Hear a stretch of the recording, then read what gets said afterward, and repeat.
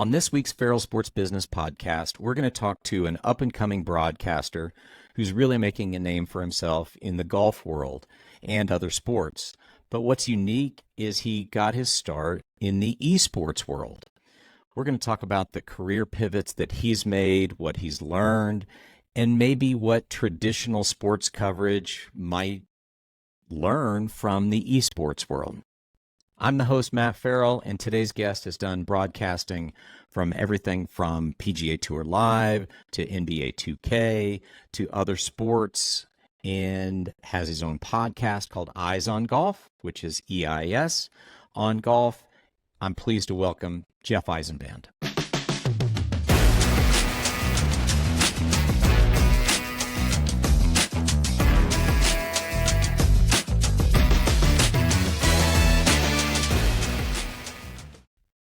Jeff, welcome to the podcast. I'm glad to be here. I said, you see podcasts through the social sphere, through LinkedIn, wherever, and then you actually get to be a part of it. It gives you some butterflies. Well, this podcast in particular should be the least of that. It's a pretty relaxed, welcoming environment. But I'm so glad you're here, and it's so good to reconnect with you. Yeah, we connected years ago, so for us to be sitting here face to face, talking years later, it feels definitely it's interesting. I'm excited for it. Funny you mentioned that. At the time we first met, I was working at the Golf Channel. The COVID world and other things changed that over time, but there was just a real concerted effort to get alternative programming into golf, get into more youth, look at programming on Monday through Wednesday, and you were involved in a lot of those initiatives at the time. Yeah, I when we connected, it must have been about 5 years ago. I graduated college from Northwestern in 2015. I worked for about 3 years for a website called thepostgame.com, which was the Yahoo Sports site. And then I went freelance. And a big reason I went freelance was I had an opportunity with the NBA 2K League, which was the NBA. It is the NBA Esports League. We're actually coming today, 7 years. The league's been in existence for 7 years, and they just announced today that the league will be pivoting its format. But I got into that, and I decided to go freelance. And we were joking because I still remember I changed. I knew when I went freelance, there were a few avenues, a few fields that I could get my foot into perhaps quicker than other places. Esports was one place. Sports betting and fantasy was another, and golf was something that I recognized that being young and being able to talk about golf was desirable for a lot of people hiring. And so, you have to, I joke with people, it used to be dress for the job you want. Now it's tweet for the job you want, or share social media content for the job you want. Then it was tweet for the job you want. And I had my profile picture was me holding gaming controllers from the NBA 2K League, and my cover photo on Twitter was me playing golf. And that caught your eye enough for potential golf esports partnerships. Oh, that's so good. It's so true. I haven't heard that description of tweet for the job you want, but it's that so was a very true. 2018 way of thinking. Now it's TikTok for the job you want, I think. Well, I'm with you there. I I get it. But you've already touched on something that I find really fascinating, and going to use this as a way to get into your career as a broadcaster. But it sounds like you had the vision to connect the dots on a few things of golf, sports betting, which I didn't know that part, and the esports. How did your broadcasting career start, and how did you connect those dots? Yeah. There's the long version of part of the story is that in high school, broadcasted every sport possible, varsity sport possible on local public access television. I anchored the school news. I knew that's what I wanted to do. I went to Northwestern. I walked in the door. I said, here's what I've done in high school. I'd love to get on as soon as possible. And I called everything at Northwestern, from volleyball to field hockey to softball to basketball and football and some of the wrestling. I might have mentioned wrestling twice. And then after college, though, I kind of pivoted once there to the digital world. I didn't want to go do local news in a small market. I didn't want to call minor league baseball in a small market. I felt like I saw the world changing a bit in terms of digital offering, this new platform. So like I said, I went to the postgame.com, which is Yahoo Sports site, and there I was able to both write and edit, but also do anything from a video, podcasting, digital perspective. It was a smaller shop, sort of a more dynamic, diverse shop of we're going to cover whatever is going on in sports, lifestyle in sports. So I got into that, but when I got a taste from originally the NBA Twitch channel had me hosting content, and then the NBA 2K League, when I got a taste of being out in front of the camera again, telling stories, reacting to live broadcasts, it definitely reminded me that that's where I wanted to end up being. So that's why I went freelance. That's why I wanted to push in to that sort of world. And then to your point, it was, okay, well, I always tell people everyone wants to call the NFL on Sunday, right? If you decide you're going to be a sports broadcaster, you don't get to do that job right away. So you have to think, okay, well, how do I work my way up? And for me, esports was something that I was already into. The jobs are being handed to younger individuals. So I was around 25 at this time. Sports betting and fantasy, I got some early opportunities with MSG Networks, with DraftKings, with golf.com actually. A lot of places, traditional on-air talent did not feel comfortable talking fantasy and betting early on. So for young people, great opportunity to be in front of the camera. And then golf, that third area that I mentioned, was just something that I realized that as a 25-year-old trying to be on air to talk about basketball, very competitive environment. Trying to do it for golf, I was able to feel myself rising to the surface a little faster just because the talent level perhaps tilted a little older, and that there were opportunities for someone to bring young people into the game that people were very interested in. It's such a great perspective and background. And so maybe if you don't mind touching on what were some of the early golf esports things you did. Yeah. And I want to use that as a question of how did it shape you? How did it help you of what you're doing now today with the PGA Tour and other live golf events? But what was the path? Yeah. So like we're talking, there was this crossover of summer 2019. I did a DraftKings show about 10 to 12 weeks for MSG Networks. That was a 15-minute segment, me and a co-host just talking about DraftKings golf betting. DraftKings golf daily fantasy at the time, no betting. And I was also doing NBA 2K League esports at the time as well. So I remember in January 2020, then the European Tour, the DP World Tour, released the European E-Tour, which was a 6-event esports series that was meant to take place on site at European Tour events on the Wednesday or the Tuesday or Wednesday of European Tour events. The best gamers in World Golf Tour WGT, which is a game by Topgolf, would be playing live actually in person, playing the video games at these events. And as soon as I saw that first event, which took place in Abu Dhabi, I sent my contact at Topgolf a message and was like, how do I get involved? This is me. This is up my alley. I'm doing esports. I'm doing golf. This is an area that I feel endemic to because I play these games. And also I feel like this is what I'm inspired to do. This is what I want to do. So we started that conversation. Like you said, COVID kind of happened in March 2020 and even earlier in Europe before that second event was able to take place.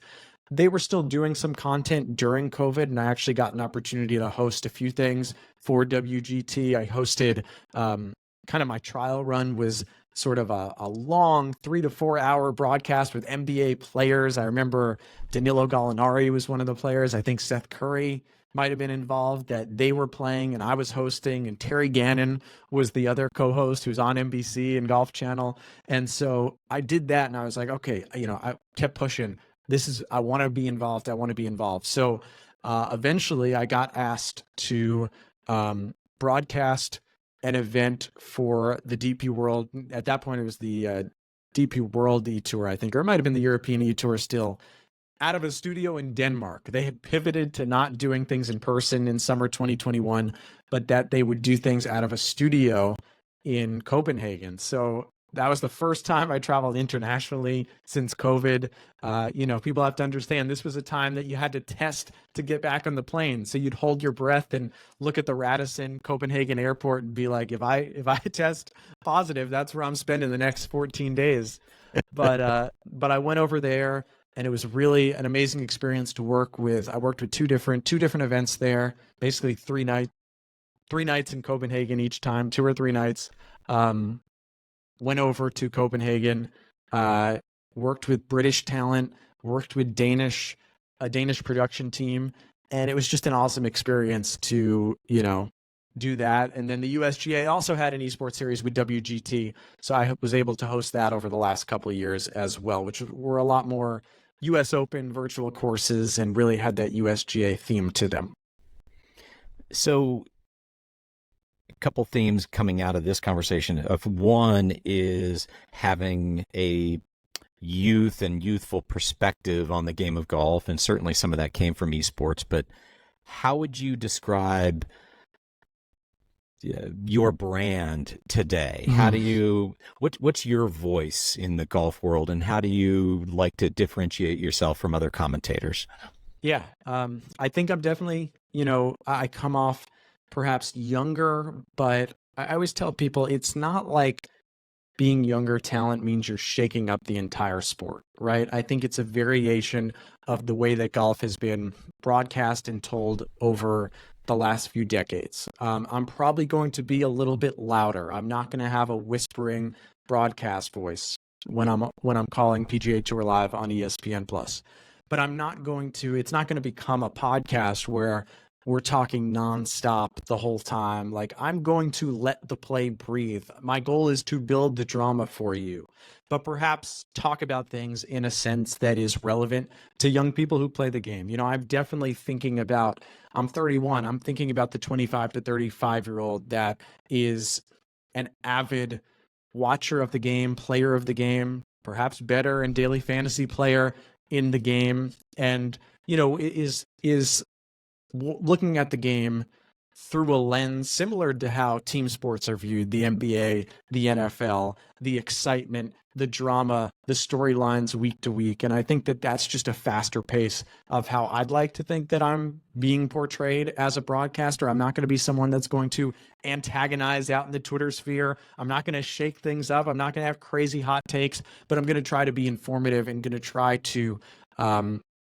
give the viewer, give the listener, and not necessarily that I'm not for middle-aged viewers, but I definitely think probably similarly and move fast on social media and in the broadcast space in a similar manner to a millennial or Gen Z viewer of golf.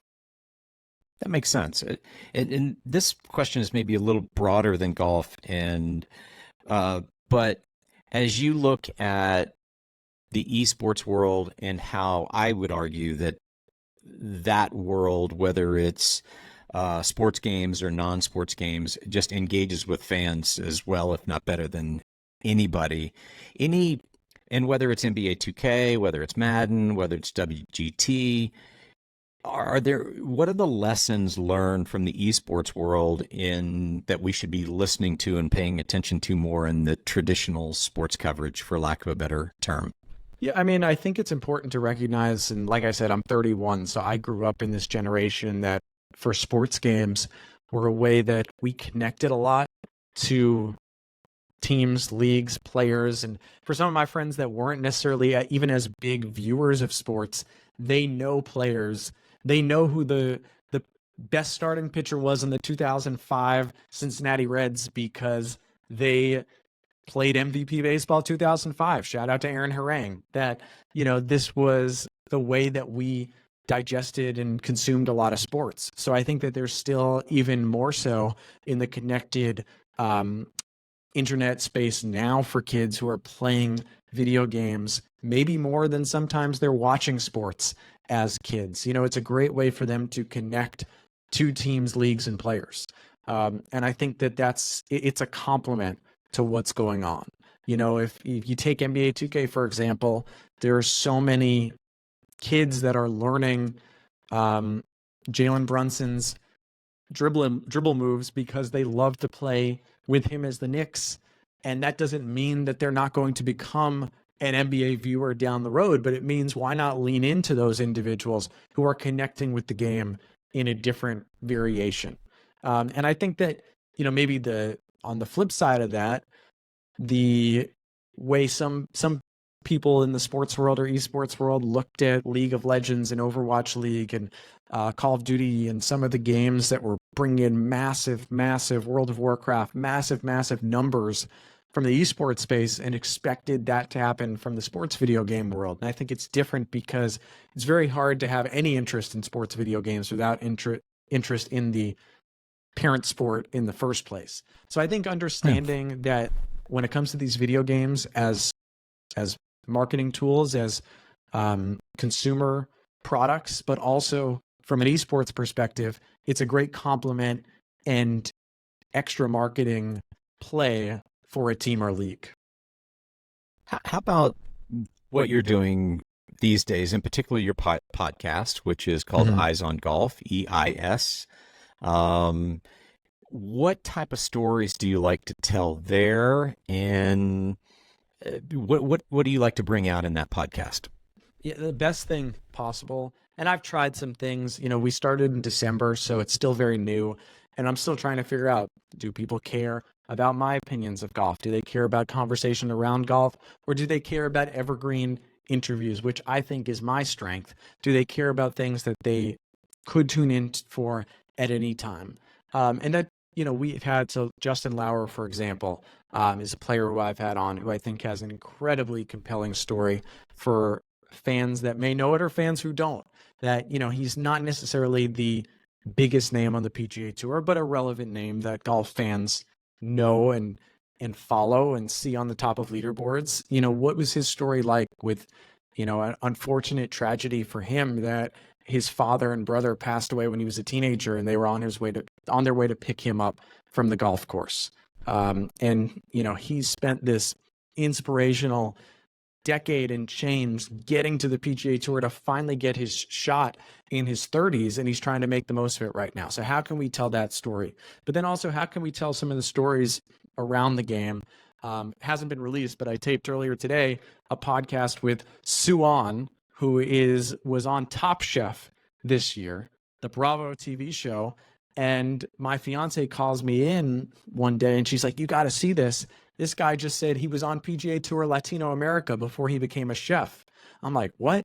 And I start doing research and realize, this guy was out there grinding on mini tours for 6-7 years. And now he's, this nationally acclaimed chef based in Chicago who's on TV and is building this new audience in a totally different life. Well, how can I tell that story that relates to both golf fans and I guess food reality TV show fans? So I'm trying to find that's what I've found just to be my favorite thing, is to tell stories that maybe people haven't uncovered yet, which is part of why I got into esports in the first place, was realizing that these were stories that I could tell about these esports athletes that no one had heard before, that were being uncovered for the first time. And I still think there are those stories in golf.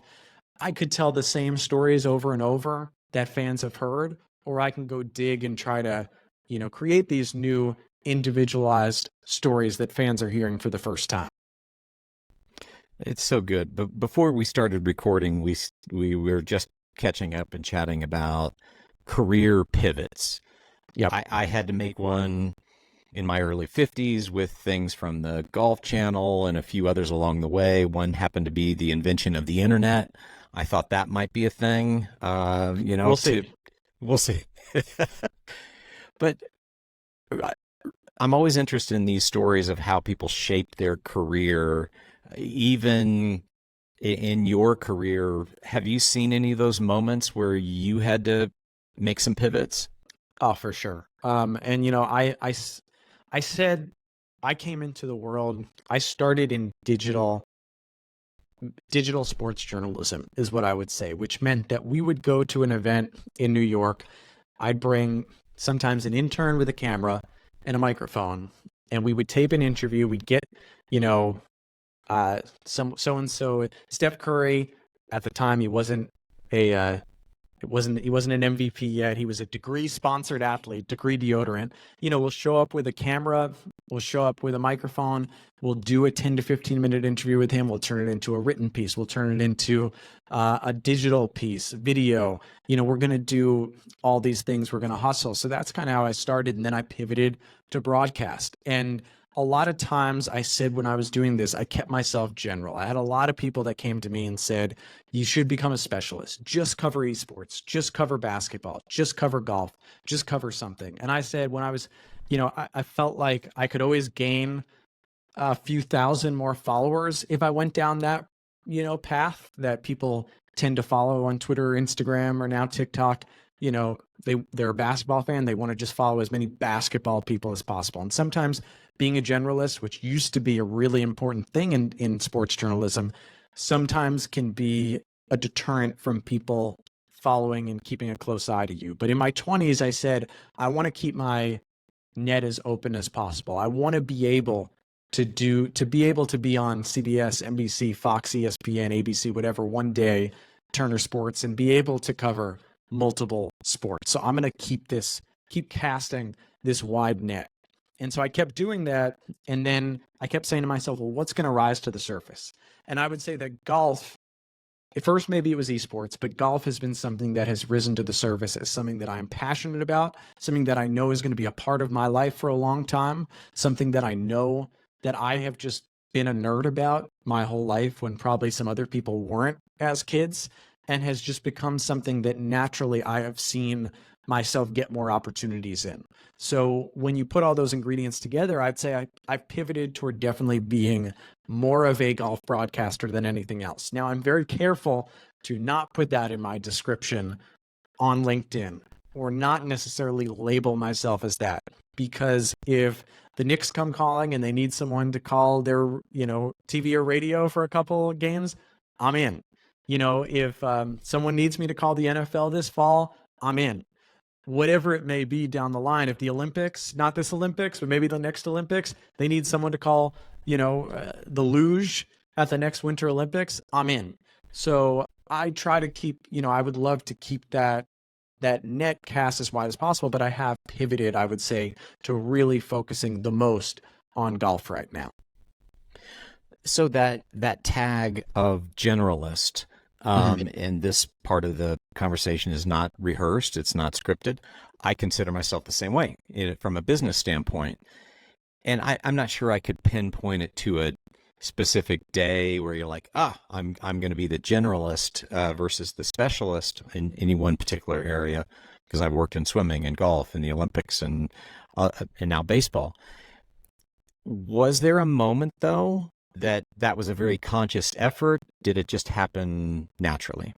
I mean, yeah, I always joke with people that my parents had me play almost every sport as a kid. So I was really good at a lot of sports, but not great at anything.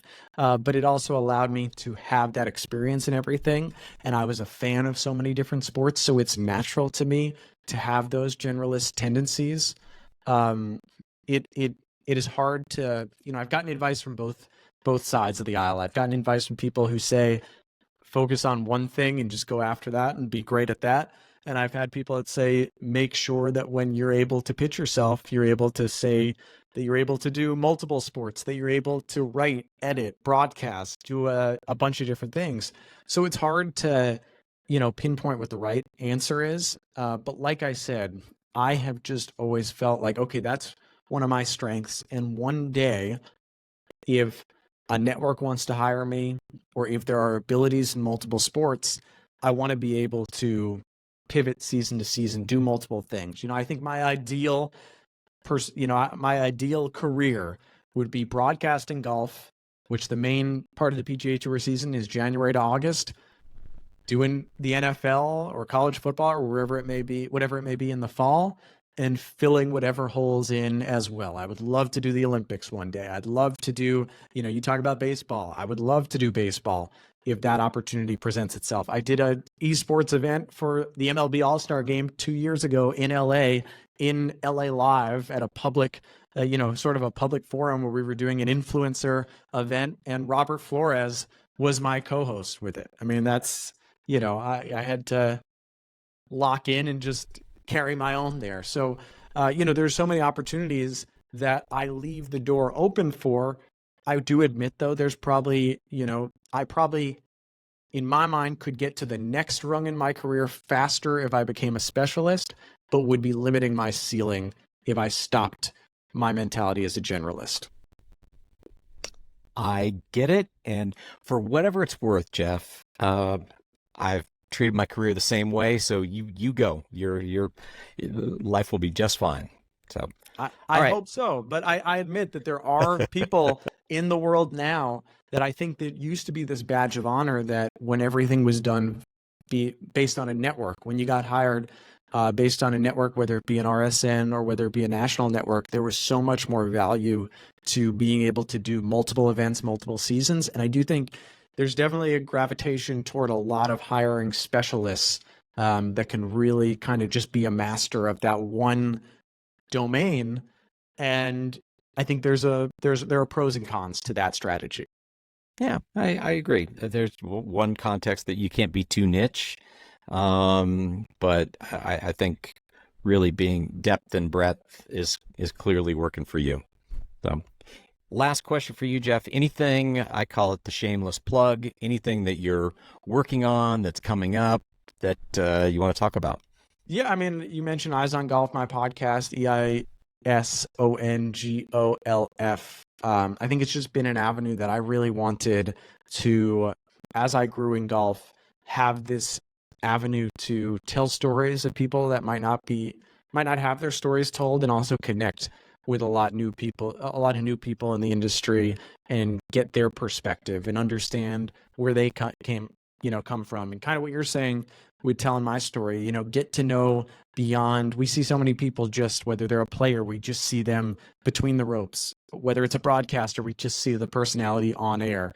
So we see it very different. I think that I also need to really, it's kind of something you just have to, it is a thing, do more TikTok and Instagram content and YouTube content, perhaps. I think for my own, maybe this is some job advice, for my own sake, I need to put myself out there more and be creating my own content, because that is how you make yourself an attractive candidate for a lot of what you do. And I think that, Matt, I'm an old 31 at this point. These 23, 24-year-old kids, sometimes I look at them and I go, let's be honest, they're 10 times better than me at editing TikTok videos, Instagram reels, YouTube content, because it's just so much more in their mentality than it was when I was their age. As much as that makes me feel old to say, it's being honest. So, you kind of have to adjust to what's going on. And my hope in my whole life is to continue to adjust as long as I keep going in this business, however old I get. That you don't have to be how you doing, fellow kids, that young. You don't have to know every TikTok trend, but you do have to kind of adapt to the mediums and to the places that content is being produced. It's another great point, and you're not going to get me off on the tangent of talking about TikTok, which I love. But I took it up in my early 50s and thought I was going to get laughed out of the room of, get off this platform, old man, talking about career advice and working in sports. And it was the absolute opposite. And there's a voice for everybody. Maybe that's the new 15-minute informational interview networking technique, but find value in a lot. And Jeff, been cheering on your career ever since we met, and I just can't thank you enough for joining the podcast. No, thank you so much. Good luck with everything that you're doing. I've been following along, and I got to get out to Colorado. Got to see everything in person. Some Colorado golf is in order. BMW Championship's coming to Colorado this year. Okay. Open invitation to play with us in our group, and fast greens. Just understood. Jeff, great to see you again. Thanks again for joining. Thanks so much.